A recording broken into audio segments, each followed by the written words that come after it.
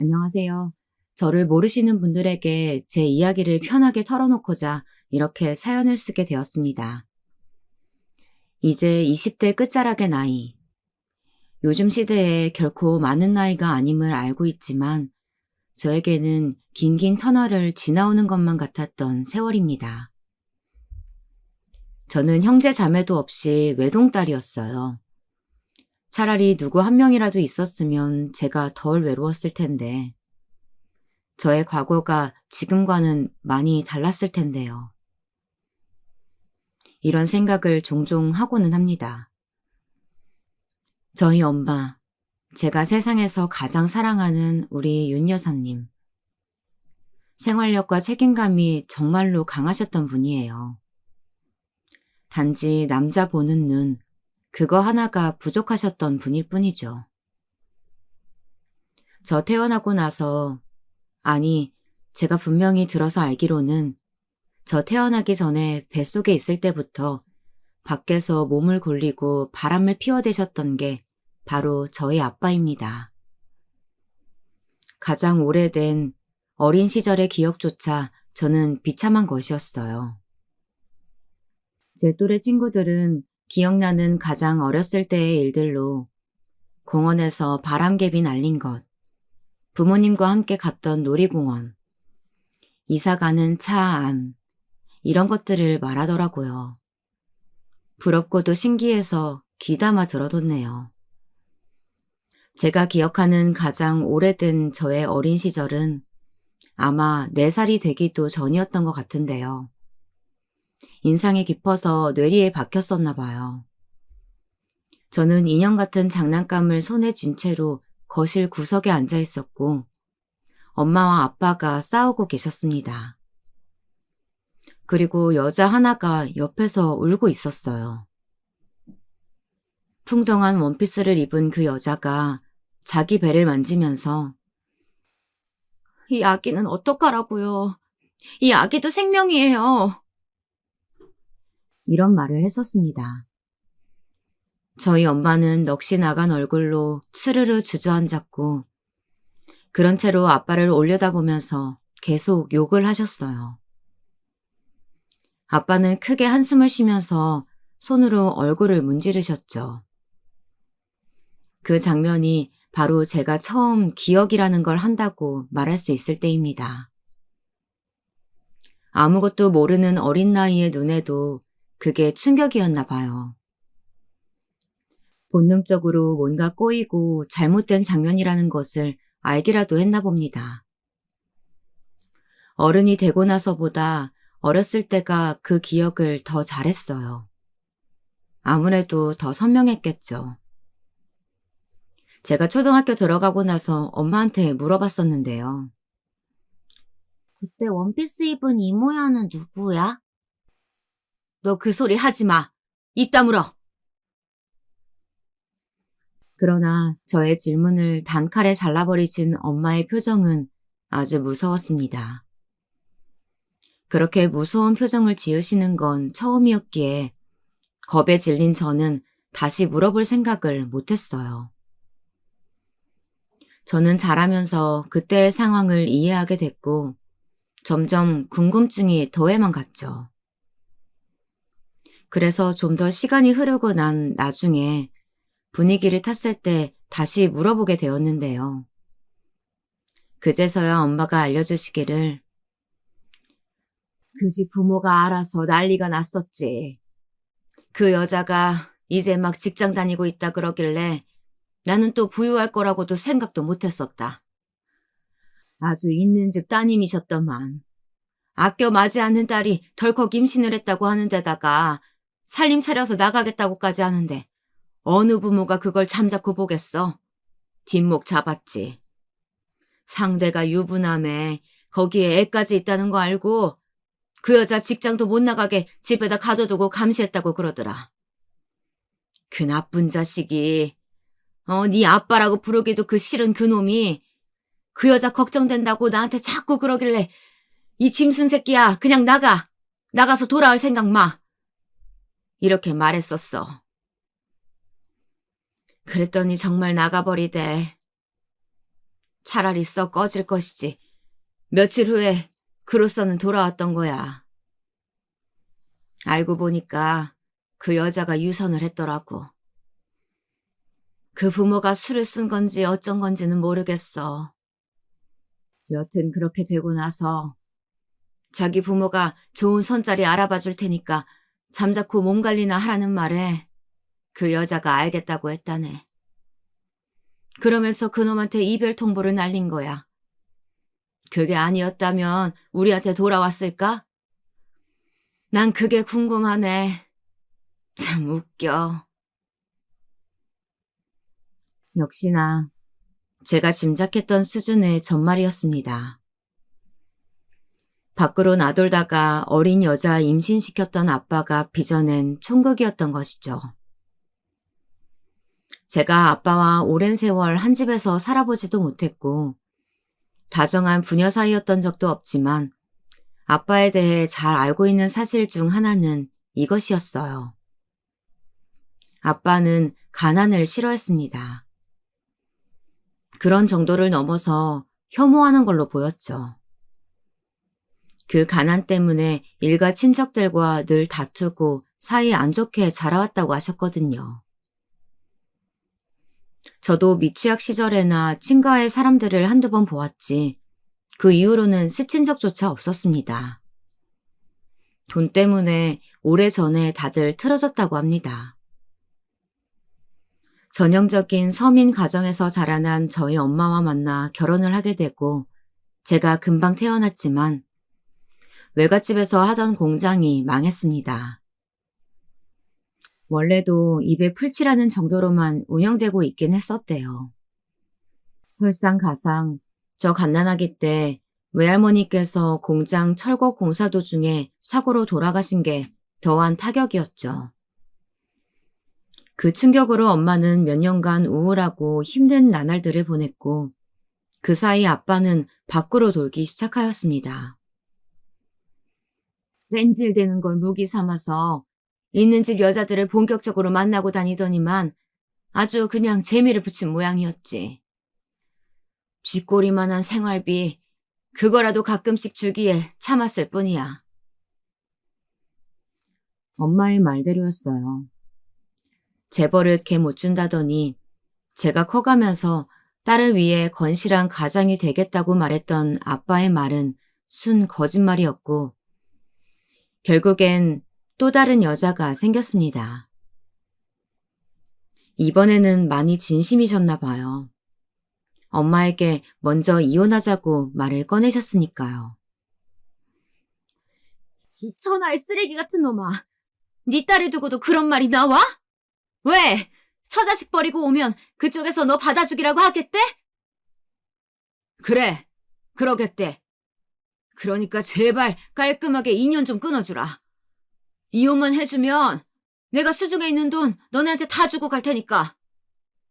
절대 이혼 안 해주겠다고 소리를 질렀던 엄마는 한동안 멍한 표정만 짓고 계시더니 결국 아빠와 갈라서기로 결정을 내렸습니다. 아빠가 저희 모녀의 손을 영영 놓아버리면서 남긴 금액은 500만 원이었습니다. 없는 것보다야 나았지만 저희가 살아가기에는 부족한 액수였어요. 한창 사춘기 시절을 나고 있었던 저는 그 모든 상황들이 다 싫었습니다. 엄마가 돈을 아끼고 아껴가며 생활하시는 것도 싫었고 교복 수선도 엄마가 직접 천을 대서 수선해 주시는 것도 싫었어요. 친구들은 집집마다 컴퓨터가 다 있었는데 저희 집에는 없었죠. 친구들 컬러폰 쓰고 있을 때 저만 흑백폰이었어요. 초록색, 노란색, 불의 색깔만 바뀌는 그 촌스러운 흑백폰이요. 저는 버스비가 아까워서 날씨만 이상하지 않으면 대체로 걸어 다녔습니다. 돈 모아야 한다고 엄마가 악착같이 일하고 있는 걸 알기 때문이었죠. 그래도 중학교 3학년 마지막 2학기 때는 학원에도 다녔네요. 친구들은 학원 기차 타고 거드름 피울 때는 저는 그 입시학원 하나가 너무 소중했어요. 덕분에 고등학교를 마음에 드는 데 들어갈 수 있었고요. 고등학교 올라가니까 또 별별 명목으로 돈을 내야만 했는데요. 친구들은 매일 매 시간마다 매점에 드나들 때 저는 딱 일주일에 한 번 저를 위한 보상으로 매점에 가서 몽쉘통통 한 개만 사 먹었어요. 엄마와 저를 버린 아빠는 재혼에 성공하셨다고 들었습니다. 그걸 알고는 그 개쓰레기 같은 사람, 더 이상 제 아빠라고 여겨지지도 않았네요. 어차피 오래전부터 저에게는 엄마뿐이었죠. 저 고등학교 2학년 때였습니다. 외할아버지께서 갑작스럽게 돌아가셨어요. 엄마가 저보고 밥 잘 챙겨 먹고 학교 잘 다니고 있으라고 해놓고 외할아버지를 보내드리러 가셨는데 자꾸 마음에 걸리더라고요. 학교 수업 중에도 생각이 딴 데로 흐르고 엄마한테 문자 보냈는데도 답장이 안 오니까 걱정도 되었고요. 그래서 외삼촌이 저한테 연락 주셨을 때 장례식장에 들르겠냐고 물어보시는 것에 바로 그러겠다고 말씀을 드리게 되었습니다. 그나마 가까이 사는 사촌 오빠가 차로 저를 데리러 와줘서 수업만 마치고 장례식장에 갔어요. 가는 데만 1시간 반 정도 걸렸던 것 같아요. 도착해서 보니까 엄마의 눈이 퉁퉁 부어 있었습니다. 핸드폰 확인하고 제 문자에 답장하고 그럴 정신이 아니셨던 거예요. 그런데 제가 그때만 해도 좀 어렸나 봐요. 철이 없어가지고 제가 외할아버지 장례식장에 기꺼이 왔다는 것에 스스로 뿌듯함이나 느껴대고 있었고 맛있게 육개장에 밥을 말아먹고 있었네요. 야자를 빼먹고 온 것도 왠지 즐겁게 느껴졌고요. 그런데 늦은 시간 저희 엄마의 잠긴 목소리를 듣게 되었습니다. 내가 불효자식이라 그래. 내가 이 모양 이 꼴로 살아서 우리 아버지도 나 꼴 보기 싫으시니까 먼저 가신 엄마 보러 떠나신 게 분명해요. 이게 전부 내가 헛살아서 그런 거지 뭐. 면상만 번지르르 한 놈. 그런 철면피랑은 결혼하지 말라고 미덥지 않다고 우리 돌아가신 엄마가 그러셨잖아. 그치? 언니도 기억하죠? 근데 제가 어떻게 했어요? 그 말 무시하고 그 놈이랑 결혼했잖아요. 어리석어도 너무 어리석었어. 외숙모와 함께 벽에 기대 앉아서 엄마가 하는 말을 몰래 듣고는 가슴이 먹먹해졌습니다. 지금은 학생이란 신분 안에서 보호받고 있는 나이지만 성인이 되면 끝이라는 생각이 들었어요. 언제까지 제가 엄마한테만 기댈 수 없단 걸 진심으로 깨닫게 된 것이었죠. 저희 외가 식구들이요. 본인들 밥그릇이나 잘 챙길 수 있으면 다행인 분들이었기에 기댈 수 있을 리가 만무했습니다. 용돈 아껴 쓰고 말썽 안 부리는 것만으로는 안 되는 나날이 저에게 얼마 남아있지 않았습니다. 저는 성적이 중위권보다 조금 낮았기에 더 노력이 필요했어요. 각성하게 된 저는 열심히 공부를 했고 결과적으로 아주 좋은 데는 아니었지만 제 수준에서 감지덕지인 4년제 대학에 입학할 수 있었습니다. 모두 엄마 덕분이었죠. 엄마가 아니었으면 제 주제에 무슨 4년제 대학이었겠어요. 돈 무서워서 갈 생각조차 못했었겠죠. 든든하게 저를 뒤에서 지켜주는 엄마라는 존재가 있었기에 가능했습니다. 엄마는 힘들게 돈 버는 보람이 있다며 대학생이 된 저를 기쁘게 응원해 주셨어요. 저는 대학에 들어가서 동아리 활동도 하고 알바도 하면서 열심히 하루하루 시간을 보냈습니다. 휴학 생각은 전혀 없었고 다이렉트로 졸업해서 취업할 작정이었어요.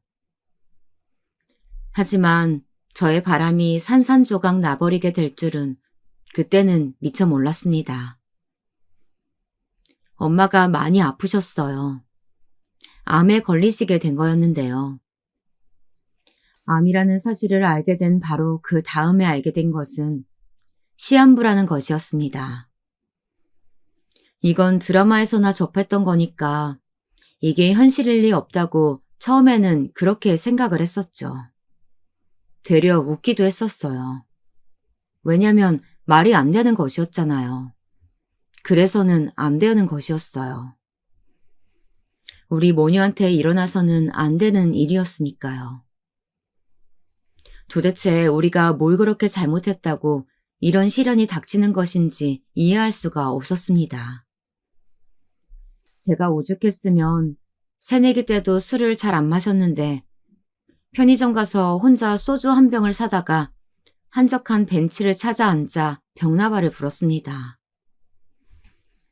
엄마, 엄마, 애타게 불러대면서 끄끄 소리를 내며 한참을 울었어요. 막차 끊길 때까지 그날 혼자 오랫도록 울었습니다. 아, 설마 정말로 엄마가 나를 두고 떠나실까? 그러면 나는 이제 이 세상에 혼자 남겨진 것인데, 나 아직 세상 물정 모르는 바보 어린애인데 나를 두고 가시지는 않겠지. 이렇게 속으로 생각도 하면서요. 그러나 세상은 가차없이 잔인하였습니다. 반전이란 없었죠. 그런 건 어디 영화 드라마 주인공에게나 일어나는 일이었습니다. 조명 아래 서볼 일조차 없는 엑스트라 인생에게는 기적이란 존재하지 않는 것이었죠. 시간이 갈수록 엄마의 생명력은 빛을 발해지고 있었습니다. 어느 날 병원 측에서 저한테 그러더군요. 이제 준비를 하라고요. 무슨 준비? 대체 뭘 준비해? 저는 하나도 마음의 준비가 되어 있지 않은데 어느덧 이별의 순간은 코앞에 다가와 있었습니다. 환자가 죽음을 앞두면 따로 임종을 맞이하는 방이 있더라고요. 이제 그쪽으로 옮길 차례라는 얘기를 듣고 머리가 너무 어지러웠습니다. 이건 아니라고 계속 고개만 젓고 있었어요. 다들 온다고 하지? 저를 일깨운 건 엄마의 힘없는 음성이었습니다. 저는 되도록 아무렇지 않게, 엄마 무섭지 않게 밝은 소리를 내려고 했죠. 내가 방금 연락 돌렸어. 그런데 저도 모르게 떨리는 소리를 내고 말았습니다. 엄마는 아주 희미하게 웃어 보이셨어요. 제가 옆에 앉아서 엄마의 손을 꼭 잡아주었고, 그렇게 저희는 서로를 바라보았습니다. 제 머릿속에는 지독한 후회만 가득했죠. 알바비 모아서 엄마 건강검진이나 진작시켜드릴 걸. 멍청하고 또 멍청한 딸을 둔 죄로 우리 엄마가 이토록 젊은 나이에 세상을 등져야만 한다니 너무나도 가혹하다고 생각했어요. 제가 이를 악물면서 눈물이 흐르는 것을 참아내고 있던 때였습니다. 어느새 엄마의 자리로 다가와 있는 사람이 있어서 고개를 들어 쳐다보았죠. 반사적으로 얼굴을 확인한 저는 순간 온몸에 소름이 돋는 것을 느끼며 벌떡 일어났습니다. 무슨 낯짝으로 여길 오신 거예요? 세월이 지났다고 제가 못 알아볼 아빠가 아니었습니다. 겸연쩍은 표정을 짓는 저 얼굴만 봐도 부하가 치밀어 올랐어요. 당신이 버리고 떠난 우리 엄마는 지금 다 죽어가고 있는데 왜 저렇게 멀쩡한 모습으로 나타난 건지. 그게 확 비교가 되면서 엄청 비참하고 화가 났어요. 내가 부른 거야. 저를 잡아챈 것은 엄마의 작은 목소리였습니다. 엄마가 그러시는 것에 제가 할 말이 없었죠. 임종을 앞두시고 지난 원한을 말로나마 푸시고 싶으신가 보다. 그래서 아빠를 찾으셨나 보다. 그런 생각이 들었습니다. 둘이서 하고 싶은 말이 있다고 하시는 걸 보니 더욱 그랬네요. 그간 잘 지냈니? 아빠가 옆을 지나치는 저에게 말을 걸었습니다. 제가 주춤하니까 제 어깨를 손으로 툭툭 치기까지 하는데 저는 그게 너무 역겨웠어요. 대답하지도 않았고 저는 그냥 병실 문가에 가서 서 있었습니다. 엄마의 목소리가 워낙 작은 탓인지 두 분의 대화 소리는 저에게 닿지 않았습니다. 한때는 부부였던 두 분의 마지막 시간은 제 예상보다 짧았어요. 그런 것에도 저는 그 순간 왜 허탈함을 느꼈는지 정말 모를 일이에요. 네 엄마 이제 가면 내가 널 보살펴주고 싶구나. 병실 밖에서 아빠가 저에게 그런 소리를 했습니다. 엄마 돌아가시면 혼자 남겨질 제가 새삼 걱정이라도 되신 모양이었지만 저의 입가에는 비웃음이 걸렸죠. 따로 얻은 자식이 없다면 또 모를까. 재혼해서 낳은 아이가 둘이나 된다는데 그 소리를 듣고도 제가 넙죽 알겠다고 할 리는 없었어요. 결혼 생활 내내 우리 엄마 괴롭게 만들었고 딸인 나를 외롭게 방치한 채 밖으로만 놔돌더니 이혼 후 바로 새살림 차려서 행복하게 지낸 아빠. 용서할 수 없었습니다. 그런 아빠와 다시 지내본다고 생각만 해도 토끼가 올라왔어요. 이제 나와는 영영 상관없는 사람이었습니다. 저에게 말 한마디도 더 하지 마세요. 구역질 나니까요. 저의 살벌한 반응에 아빠는 소득 없이 자리를 떴죠. 엄마는 그날 머나먼 하늘길 여정을 떠났습니다. 딸인 제가 느끼기에는 너무나 허무한 삶이 바로 엄마의 생애였네요. 하염없이 눈물만 흘렀습니다. 그리고 장례식장에 아빠가 또 찾아왔는데 마침 술에 취해 있던 외삼촌이 역성을 질렀습니다. 당장 썩 꺼지라고 삿대질을 해댔죠. 다들 외삼촌을 필사적으로 말렸고 저는 아빠한테 얼른 가시라며 밖으로 밀어냈습니다. 그냥 가시라고요, 좀. 아무도 반기지 않는다니까요? 그래. 나도 환영받는 거 기대 안 해. 어차피 생각도 안 했어. 그래도 너 하나만은 내 딸이다. 내가 도와줄 테니까 학교 졸업하고 자리 잡을 때까지만. 필요 없어요. 제 인생에서 사라져 주시는 게 그게 바로 저를 도와주시는 거예요. 아시겠어요? 제가 눈에 핏발을 세우면서 아빠의 마지막 손길을 뿌리쳤습니다. 아빠는 의미를 알 수 없는 모호한 표정으로 한참을 저를 바라보다가 등을 돌렸고 그것이 마지막이었습니다. 저는 철저히 혼자였어요. 엄마 생각해서 대학 졸업장은 따야 한다는 일념으로 꾸역꾸역 학기를 등록해 다녔지만 제 가슴 속은 온통 우울한 잿빛으로 물들고 있었습니다. 삶에 아무런 의욕이 들지 않았고 그냥 모든 것이 지겹게 느껴졌어요. 통통하다고는 할 수 없고 보통 체중이었던 저는 엄마가 돌아가시고 난 이후로 무섭게 살이 빠졌습니다. 식욕도 자연스레 줄었거든요. 그저 잠을 자는 순간에만 미미한 행복을 느꼈어요. 어느새인가 저는 제 스스로는 결코 빠져나올 수 없는 우울의 구렁텅이에 빠져버리고 말았던 겁니다. 그런 저에게 먼저 다가와준 사람이 있었는데요. 아무런 보잘것없는 저에게 기꺼이 먼저 구원의 손길을 내밀어준 사람.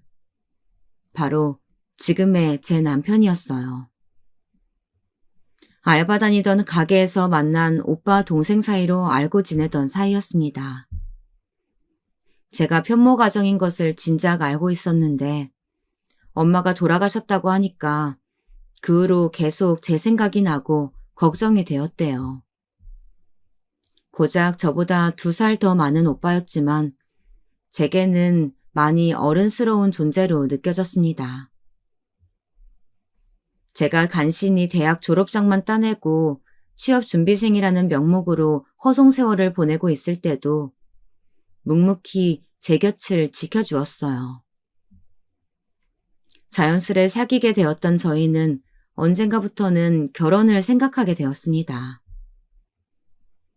제가 남편에게 상당히 의지하는 관계였어요. 저는 그때 인턴으로 근무하고 있었는데 정식 직장도 없고 경력도 없고 아무런 미래의 보장이 없던 저에게 먼저 결혼 얘기를 꺼내준 게 남편이었어요. 남편에게는 6살 어린 여동생이 있었는데 전문대 대학 들어가서 재학 중이었고요.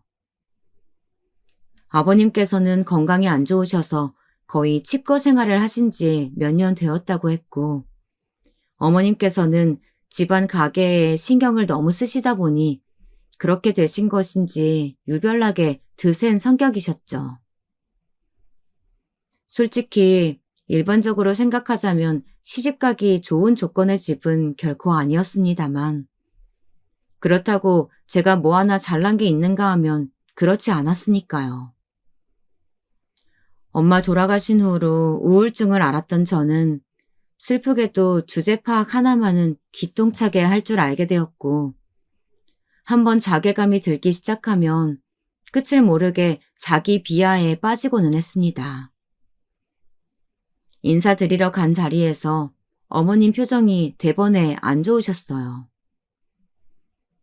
그러니까 결론만 정리하자면 그쪽은 부모님이 안 계시다는 얘기잖아요. 이혼한 부친은 어디서 뭐하고 사는지도 모르고 모친은 암 걸려 돌아가셨고 거기다 형제 자매도 없고 물려받은 재산도 없고. 야, 정말 대단하네. 대단해요. 엄마, 내가 미리 말씀 다 드렸잖아요. 알고 계시면서 왜 이래요? 그때 남편이 옆에서 깜짝 놀라 어머님을 말리지 않았다면 아마 저는 첫 대면 자리에서 더한 발언들을 드려야만 했겠죠. 그 후로는 크게 불만을 표출하지 않으셨지만 제 번호를 받아가시더니 어머님께서 며칠 후 연락을 주셨어요. 나 돌려 말하는 거 딱 질색합니다. 단도직입적으로 말할게요. 내 아들하고 결혼하지 말았으면 합니다. 어머니, 뭐가 그렇게 마음에 안 드시는 건지. 아니, 상식적으로 생각을 해보세요. 생각을. 그쪽 같으면 금쪽같이 키운 내 새끼를 근본 하나 없는 사람한테 보낼 수 있겠어? 어디서 산 거지 같은 고아년이 내 아들하고 결혼하겠다고 설쳐? 생각할수록 분이 터지네. 어머님이 악다구니 쓰는 것을 저는 가만히 들어만 주다가 통화가 끊겼습니다. 휴대폰 액정을 멍하니 내려다보는데 화면이 꺼진 까만 액정에 제 얼굴이 비치는 것을 보고 그제야 눈물이 흐르고 있다는 것을 알았네요. 이루 말할 수 없는 비참함이었습니다. 저를 그토록 싫어하신다는데 감히 결혼을 진행해야겠다는 생각은 할 수 없었죠. 어떻게 하면 서로 상처 안 받고 헤어질 수 있을까 이런 생각을 하고 있었습니다. 그런데 상황은 의외의 방향으로 흘러가게 되었습니다. 자기야, 우리 아버지는 손주를 빨리 보고 싶으시대. 어머님과 남편이 대립하고 있는 가운데 아버님께서 나서셨다는 거예요. 뭐가 됐든 좋으니 아들이 빨리 결혼해서 손주를 보는 쪽을 원한다고 그렇게 강경한 말씀을 하시는 바람에 어머니의 귀가 꺾였습니다. 저는 많은 걱정이 앞섰지만 사랑 하나만 보고 결혼하였어요. 작은 빌라에서 시작한 저희 부부의 신혼생활은 알콩달콩 즐거웠습니다. 별별 핑계를 대가시면서 굳이 버스로 30분 넘게 걸리는 거리를 자주 오신 어머님의 표정으로 보아 즐겁지 않은 사람도 분명 집안에 존재하였지만요. 남편이 제 곁에 있어서 행복했고 앞으로 어떻게 뭘 하면서 살지 저 나름의 구상을 하게 되었어요. 그런데 저희의 예상 밖으로 너무나도 빨리 아기가 생겨버렸습니다. 병원에 갔을 때 이미 12주 차였고 저는 경악할 수밖에 없었네요. 생리불순이 종종 있어 왔기 때문에 대수롭지 않았었고 그래서 설마 임신일 거라고는 생각하지 못했습니다. 깜짝 놀라긴 했어도 남편은 크게 기뻐해 주었어요. 아버님께서도 축하 인사를 전해주셨는데 다만 어머님께서는 약간 떨떠름한 기색이셨죠.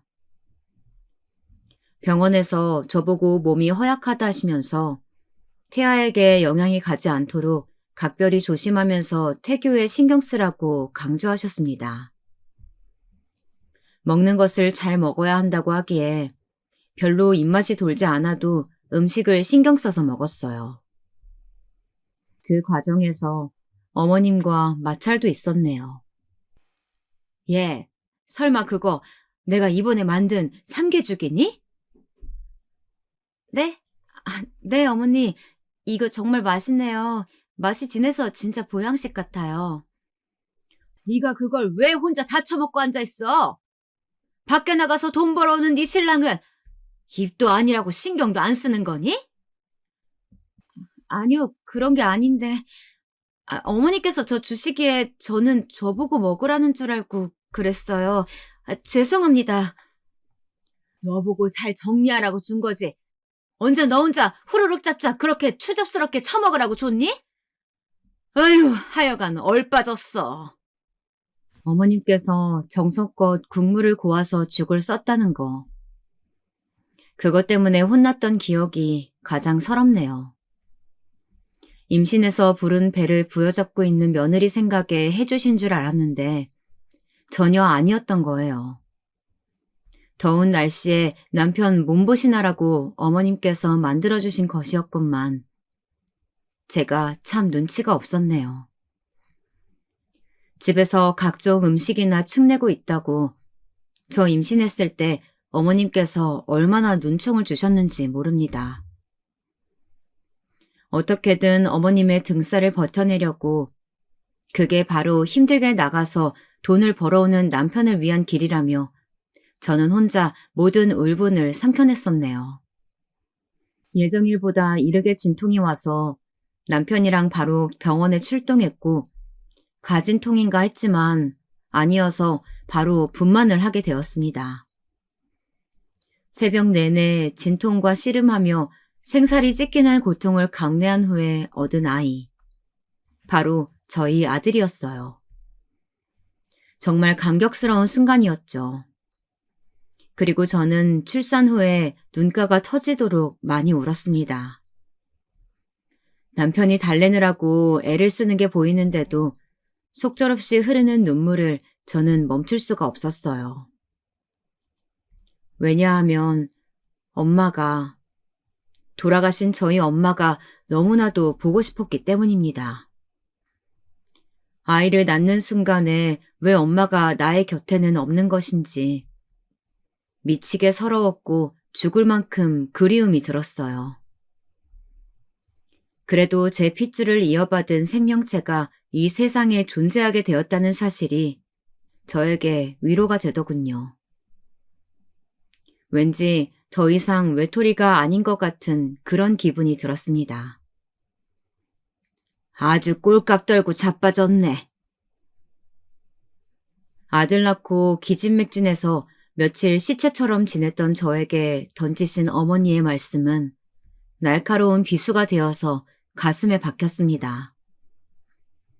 저는 정말로 몸이 아프고 힘들어서 계속 누워 있었던 것인데 그런 저를 어머님께서는 안 입고 못마땅하게 여기셨나 봅니다. 지금 이 순간에도 자기 아들은 돈을 버느라 사회에서 어렵게 일을 하고 있는데 저는 아이 낳았다는 거 하나로 퍼질러 있는 것이 아주 별로라고 하셨어요. 임신 내내 조심해야 한다는 명분 앞세워서 편하게 지냈으면 됐지. 이제는 또 무슨 핑계를 대려고 하냐면서 저에게 경계 어린 눈빛까지 보내셨습니다. 누구는 뭐, 애 안 낳았어? 다들 낳는 애 왜 너만 낳은 것처럼 유난이냐? 다른 산모들은 팔팔한데 혼자 죽상을 해가지고서는. 나는 우리 딸내미 낳고 일주일 만에 식당일 나갔었어. 바짝 제 옆에 붙어서 그런 말씀을 해대시니 제가 한시도 편하게 쉴 수가 있어야죠. 차라리 아예 제 눈에 안 보였다면 제가 빨리 컨디션을 되찾지 않았으려나 싶네요. 어머님의 가시돋친 잔소리를 듣기 싫어서라도 얼른 정신 차리고 일어나려고 했습니다. 제가 이제 좀 살만해지니까 저희 아들의 상태가 안 좋아졌어요. 태열이 심했습니다. 붉게 달아오른 뺨만 봐도 제 가슴이 문드러졌습니다. 항상 뜨끈하니 피부 또한 건조했고요. 좋다는 보습제는 다 구매했고 병원에도 가느라 돈이며 온 신경을 다 쏟았어요. 제가 낳은 아이, 모든 게 다 제 잘못인 것만 같아서 더욱 마음이 아팠습니다. 그러면서 너무 스트레스를 받았었나 봐요.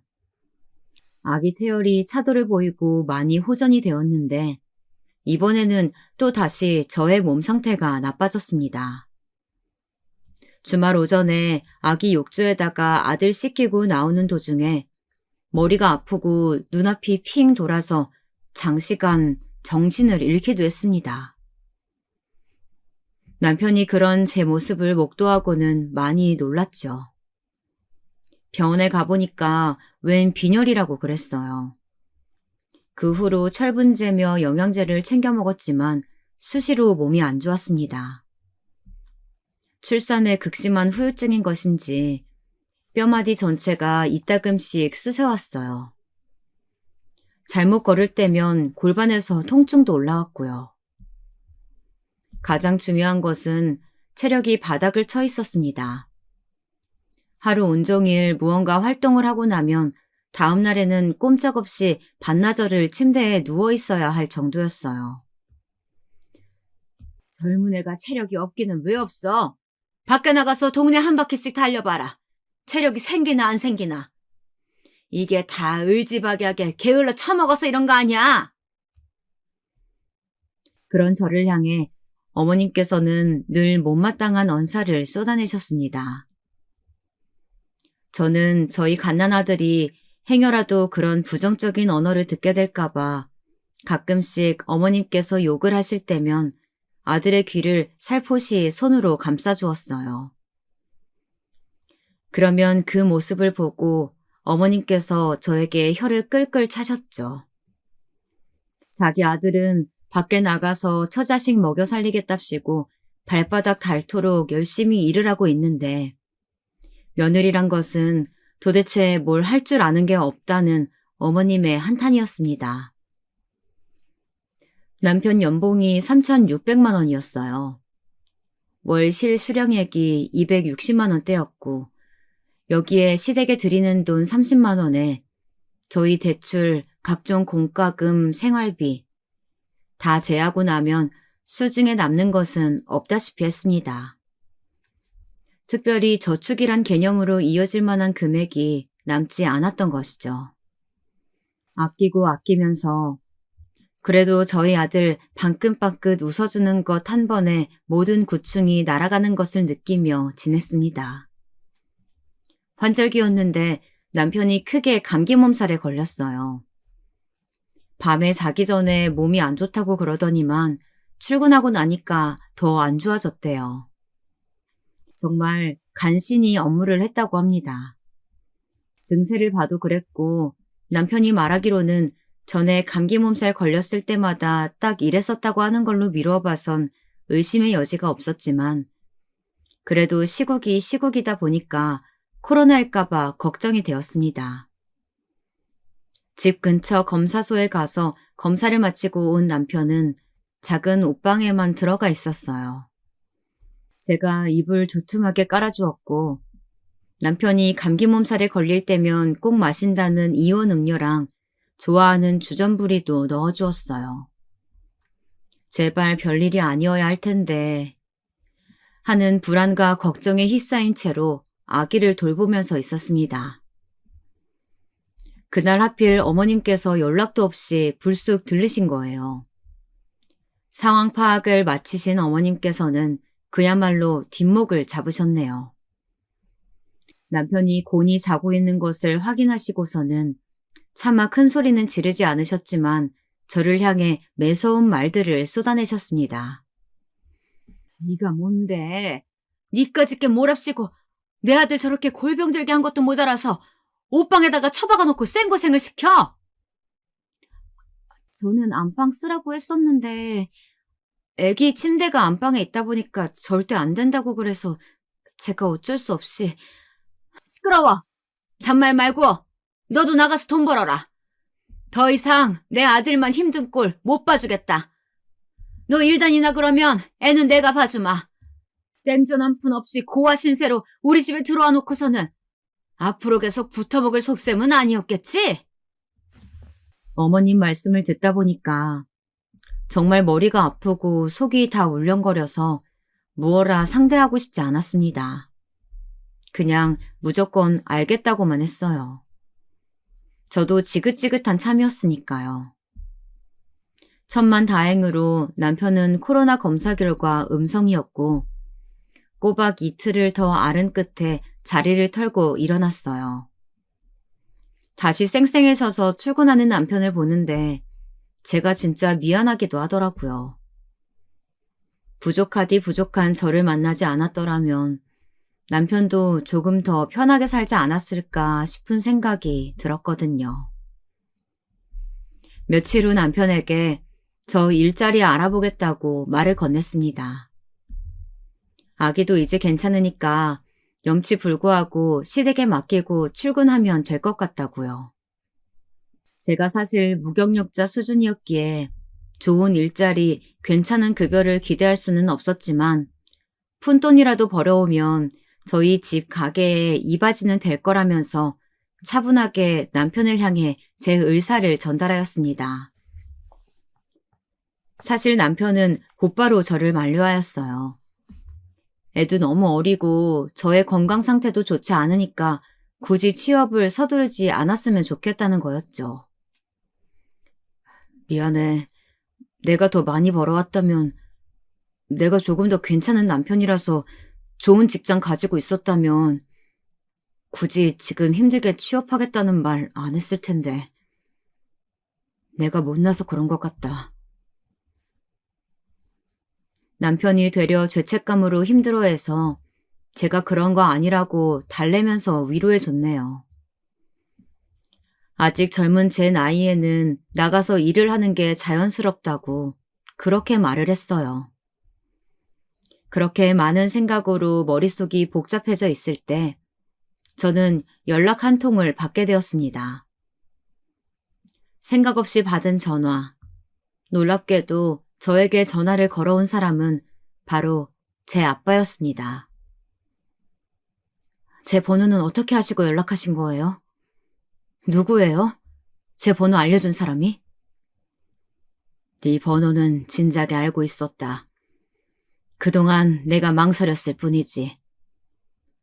어떻게 살고 있는지 궁금해서 연락한 건데 잘 살고 있냐? 네. 결혼해서 애까지 낳고 아주 행복하게 잘 살고 있어요. 제 인생에서 누군가만 없으면 저는 행복하거든요. 그래? 잘 됐구나. 곧 네 생일인데 혹시 받고 싶은 건 없고? 용돈이나마 챙겨주고 싶은데. 됐어요. 전혀 필요 없으니까 저 신경 쓰지 말고 지금까지처럼 잘 먹고 잘 사세요. 알았다. 잘 지낸다니 다행이다. 건강하게 지내라.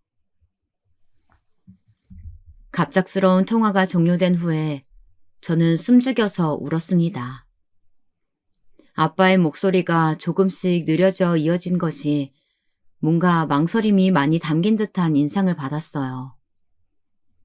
저에게 하실 말씀이 사실 있었으니까 전화를 하셨던 거겠죠. 하지만 가차없이 아빠를 쳐낸 것에 저는 후회가 없었습니다. 저에게는 그럴 만한 존재였으니까요. 이제 와서 저를 향해 뚝뚝 흘러넘치는 미련을 보인다 한들 제가 꼼짝이나 할 사람이 아니었습니다.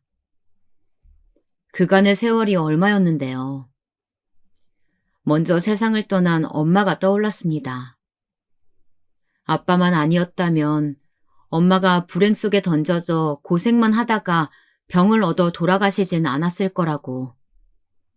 그런 가정이 들 때마다 저는 속이 불타는 것 같았습니다. 절대 용서할 수 없는 사람이었고, 이제는 제가 아닌 재혼해서 새로 얻은 자식들에게나 사랑을 베풀면 그게 맞는 길인 사람이었습니다. 아빠와의 통화 이후로 저는 정신을 다잡았죠. 어머님의 성화대로 일을 구할 작정이었습니다. 무슨 일이든 시작해서 돈 한 푼이라도 벌어오면 지금보다야 나은 대접 받으면서 살 수 있을 것 같았어요. 구직 사이트마다 전부 훑어보며 조금씩 이력서를 작성해 나갔습니다. 그렇게 몇 군데 지원을 해놓았는데 문득 몸이 또 좋지 않았어요. 마치 남편의 감기 몸살처럼요. 너는 말로만 일자리 구한다 해놓고 아직도 멀었니? 아, 어머니, 저 지금 구직 활동하고 있어요. 지금 지원해놓은 회사 몇 군데 되고요. 아마 어디가 됐든 합격하면 첫 출근은 다음 달부터가 되지 않을까 싶어요. 뭐? 다음 달? 으이그. 하여간 잘해. 내가 너 어떻게 하나 눈 부릅뜨고 지켜보고 있으니까. 하지만 제가 그런 걱정에 휩싸여 있을 때 어머님께서는 또 저를 들들 볶아대셨습니다. 저는 차마 어지럽다거나 몸이 축 처지는 기분이 든다는 말씀을 드릴 수가 없었네요. 다음 달부터는 제가 어디든지 간에 취업을 해서 일을 나가면 시댁에서 어머님이 아기를 보고 있는 것으로 그렇게 얘기가 되었습니다. 지원한 곳들 중 한 곳에서 연락이 왔고 화상 면접이 진행된다는 안내가 있었어요. 저는 그 일정에 맞춰서 준비를 하려고 문득 정말 무심코 달력을 봤는데 한 가지 생각이 제 머릿속을 불길하게 스치고 지나갔습니다. 왜 생리를 건너뛰었지? 이런 생각이 든 순간 심장이 쿵쿵 뛰었어요. 바로 테스트기를 챙겨다가 다음날 검사를 해봤더니 불길한 가정이 바로 정답이었습니다. 테스트기를 3개나 써봤지만 똑같았어요. 제가 또 임신을 해버린 것이었어요. 이걸 어쩌나 싶었습니다.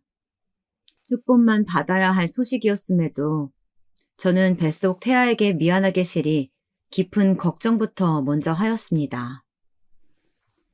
그렇게 혼자 안절부절하면서 한참을 머리 싸매고 있는데 마침 어머님께서 연락을 주신 거예요. 다음에 챙겨갈 테니 미리 반찬통을 챙겨 놓으라고, 다 씻어서 준비해 놓으라고 그러시는데 제가 정말 입이 안 떨어졌습니다. 내가 왜 아까부터 아무 말이 없어? 너 대답 안 하니? 어머니, 그게 아니라요. 제가 드릴 말씀이 따로 있어서 그래요. 뭐?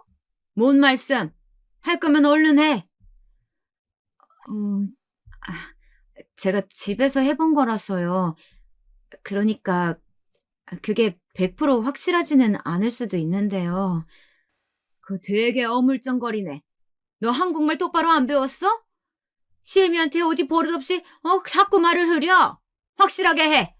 그래서 뭐 어쨌다고? 아무래도 제가 임신을 한 것 같아요. 어머님의 숨 넘어가는 소리가 생생하게 들려왔습니다.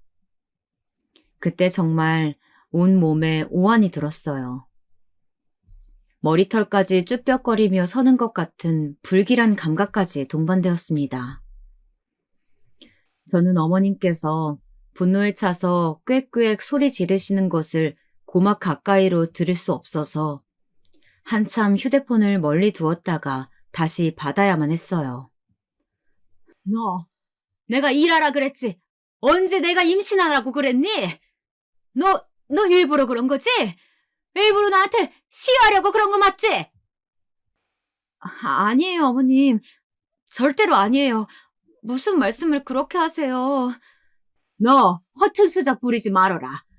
가뜩이나 어려운 살림에 내 아들한테 또 무슨 개고생을 시키려고 덜컥 임신을 또 해버려. 감당하지도 못할 짓은 왜 버리냐 말이야.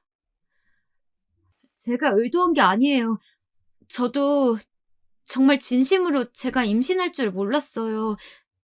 저는 안전한 날인 줄 알았고 피임도 잘했다고 생각했어요. 절대로 제가 일부러 임신한 거 아니에요.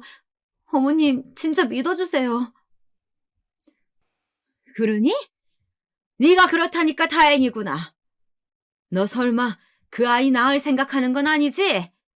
아직 너랑 나 말고 아무도 모를 때 해치우자꾸나. 해치워요? 어머님, 그게 무슨 말씀이세요? 저 지금 너무 당황스러워요. 아니, 얘가. 그러면 뭐 어쩌자는 거야? 지금까지 내 아들 뼈 빠지게 번 돈, 그거 축내면서 지낸 걸로 모자라서. 뭐? 둘째? 낳겠다는 거니 설마? 그 형편에 지금 그럴 때야? 그럼 네가 둘째 낳아서 전부 키울 돈은 있고? 내가 너 이럴 줄 알았다. 현실 감각 하나 없는 고아년이 내가 이럴 줄 알았다고. 이 기생충 같은 년. 회충약을 박스로 사다가 입에 들이부을까 보다. 어머님의 막말로 순간적으로 현기증이 났습니다.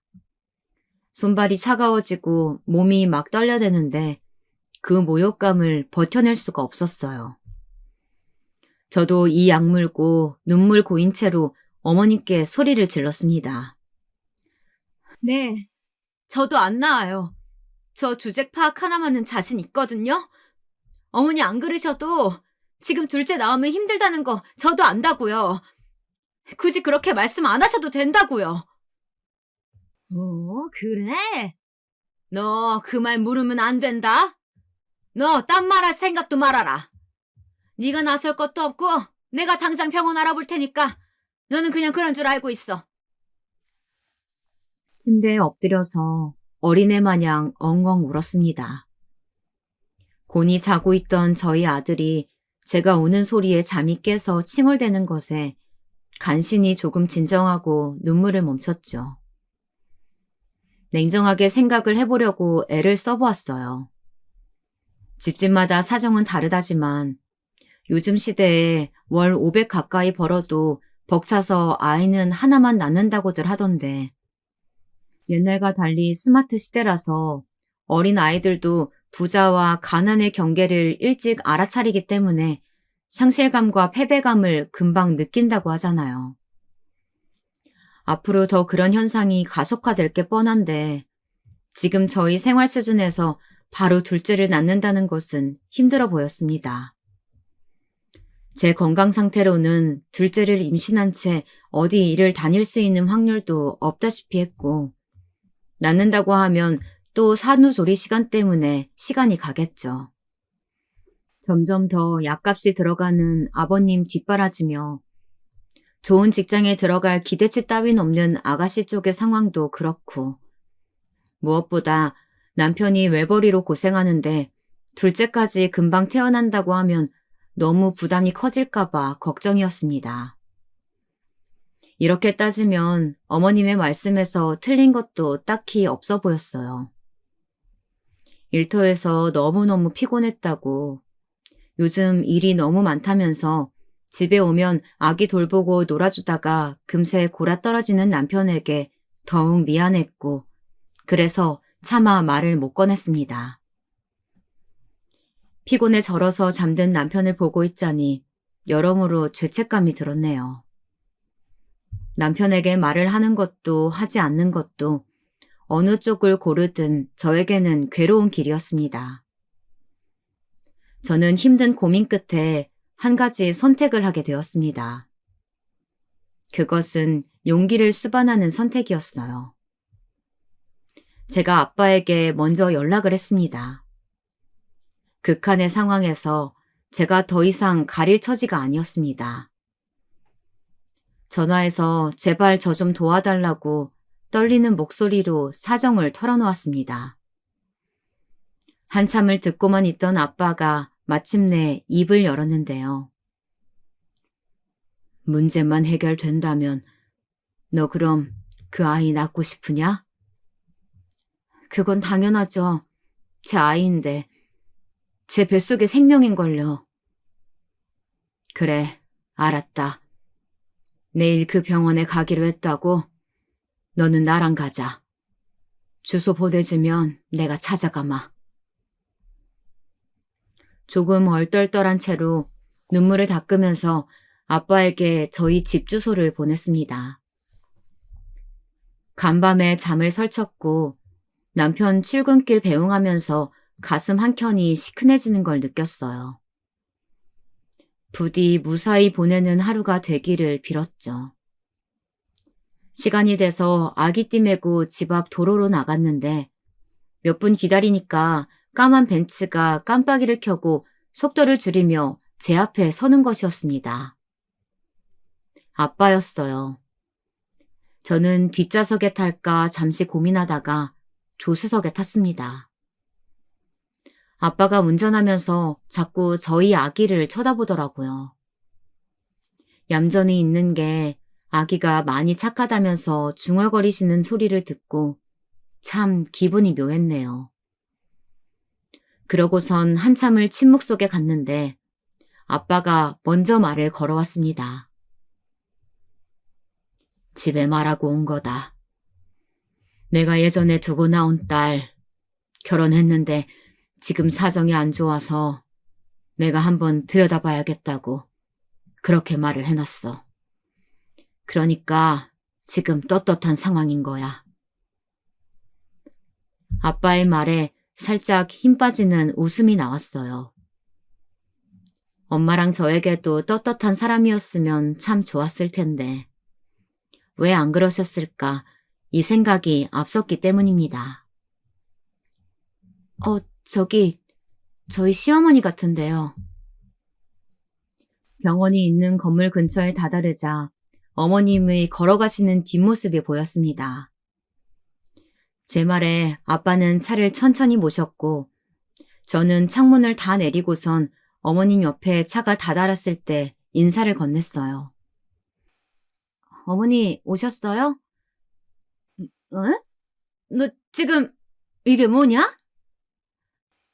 어머니 같이 올라가요. 주차장에 차 대고 올게요. 어머님께서 화들짝 놀라신 눈치였기에 저는 그 순간부터 속에서 올라오는 만족감을 맛보았습니다. 그런데 차에서 내리니까 주차장 입구에 어머님이 서 계셨어요. 머리를 깔끔하게 넘기고 캐주얼 수트를 차려입은 저희 아빠가 운전대에서 내리는 걸 보실 때 표정은 정말 가관이셨죠. 저희가 다가갈 때까지 그대로 망부석이셨어요. 제가 무어라 소개를 하기도 전에 아빠가 먼저 입을 떼셨습니다. 처음 뵙겠습니다, 사부인. 제가 우리 딸의 친부되는 사람입니다. 네? 친부시라고요? 네, 제가 아버지입니다. 우리 딸애가 어릴 적에 이혼한지라 오래 소식이 끊겼다가 결혼한 것을 알고 어떻게 사나 궁금했는데 글쎄 마침 둘째를 임신했다지 뭡니까. 그러다 아주 독특한 이야기를 듣게 되었네요. 아빠의 말에 어머님이 마른 침을 크게 꿀꺽 삼키시는 게 제 눈에 들어왔습니다. 풍채나 말투에서부터 압도적인 포스를 뿜어내는 아빠 앞에서 어머님은 마치 물에 빠진 생쥐 마냥 기세가 볼품없어 보였어요. 사부인께서는 둘째 손주를 안 보고 싶으신가 봅니다. 그렇다기보다는 그 상황이 어떻게 되다 보니까 표면에 외람된 말씀 드려야겠습니다. 저는 지금 상당히 우리 딸애를 이혼시키고 싶은 생각을 하고 있습니다. 아니, 갑자기 이혼이라니 무슨 말씀이세요? 딸애한테 시어머니로 모시라고 하기에는 사부인께서 너무 저급하고 저열하십니다. 저희 집안 수준에 맞지 않아요. 아빠의 발언에 저도 속으로 깜짝 놀라고 있는데 어머님의 얼굴이 시뻘겋게 달아오르는 거예요. 얼굴 전체가 완전히 빨개져서는 저를 한번 흘겨보시곤 말씀을 하시는데 저는 무슨 염소 한 마리가 온 줄 알았습니다. 목소리를 덜덜 떠시더라고요. 저희 아들하고 우리 며느라기가 얼마나 사이가 좋은데 이혼을 운운하시다니요. 갑자기 너무 섣부르시네요. 돈 때문에 어려워서 그랬지 저희 고부관계에는 아무 이상도 없습니다. 그러셨습니까? 돈, 그거 제가 지원 가능합니다. 앞으로 참견 안 하셔도 되겠습니다. 저는 딸애가 시집살이를 안 했으면 하는 바람을 갖고 있는데 사부인께서 알아주시면 좋겠군요. 네? 그러시죠. 그럼 오늘 일정은 없던 걸로. 예약 취소는 사부인께서 넣으시죠. 그럴게요. 모셔다 드리고 싶지만 저희가 바쁜 관계로 이만 인사드리겠습니다. 딸애한테 백화점 쇼핑이나 시켜줄까 싶어서요. 어머님께서는 어리 빠진 얼굴로 굳어 계셨고 저는 아빠와 함께 다시 차에 올라타서 주차장을 빠져나갔습니다. 백밀러로 힐끔 보니까 어머님께서 그 자리에 주저앉아 계시더라고요. 와, 속에서 후련함이 올라왔습니다. 그날 아빠랑 고급 레스토랑에서 늦은 점심을 같이 먹었는데 제가 음식을 먹는 동안 아빠가 저희 아기를 안고 계셨어요. 저는 괜히 멋쩍어서 고개 숙이고 접시에만 집중했습니다. 네 엄마가 죽기 전 나한테 남긴 말이 이거였다. 이때 들려온 아빠의 목소리에 제가 얼른 고개를 들었죠. 엄마의 유언? 이건 처음 듣는 이야기였으니까요. 단 한 줌 미안한 마음을 품고 있거든. 그 죄책감으로 네 딸 도우라고, 네 친딸이라고. 나한테 이렇게 말을 하더구나. 나는 그러겠다고 죽어가는 사람 앞에서 약속을 했다. 어느새 포크를 내려놓은 저는 손으로 입을 틀어막고 있었습니다. 엄마가 그런 부탁을 남기셨을 줄은 상상도 못하고 살아왔었으니까요. 내가 약속하겠다고 하니까 네 엄마 표정이 편해지더구나. 나는 그 모습을 한시도 잊은 적이 없다. 내가 용서받을 수 없는 죄인임을 잘 알아. 그저 네 엄마와 한 약속, 그리고 친아빠로서의 도리만 하게 해줬으면 싶구나. 저는 그 어느 때보다도 엄마의 존재가 간절해져서 소리를 죽이고 가슴 아프게 울었습니다. 아빠는 제가 한참 울분을 쏟아낼 때까지 묵묵히 기다려주셨습니다. 그날 저는 남편에게 지금까지 있었던 일을 모두 다 말해주었어요. 아빠의 존재, 둘째의 임신, 어머님의 만행까지 모두 다요. 남편은 정말 미안하다며 제 앞에서 무릎을 꿇었고 저는 그럴 것 없다면서 말렸습니다. 저희는 그 순간 서로를 향한 애틋함으로 부둥켜 안고 울었어요. 남편은 제 친부가 부자라는 사실보다 어머님의 행각과 제가 둘째를 포기하려고 했었다는 사실에 더욱 초점을 두었습니다. 이게 저에게는 크나큰 위로가 되어 주었어요. 저희 엄마가 그랬었거든요. 네가 사랑하는 남자를 찾는 것도 중요하지만 결혼은 너를 정말 사랑하는 남자랑 하라고요. 조건 부족하고 재미없어도 너 하나만 보고 살 것 같은 외골수랑 결혼하라고 강조했었죠. 아빠한테 대었던 과거 때문에 엄마는 제가 그렇게 살지 않기를 바라셨던 거겠죠.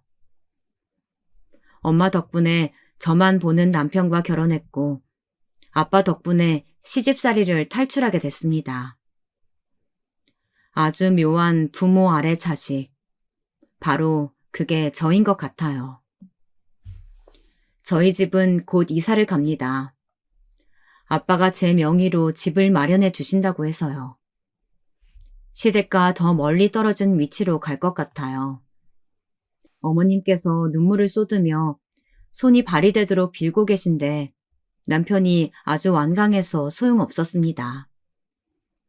아버님 또한 둘째를 잃을 뻔한 일을 아시고는 크게 분노하셔서 어머님께서는 요즘 댁에서 지내기도 어려우신 것 같더라고요. 안 되셨다는 생각은 전혀 안 들었어요. 이제 저도 우울함 떨쳐내고 정신 바짝 차려야죠.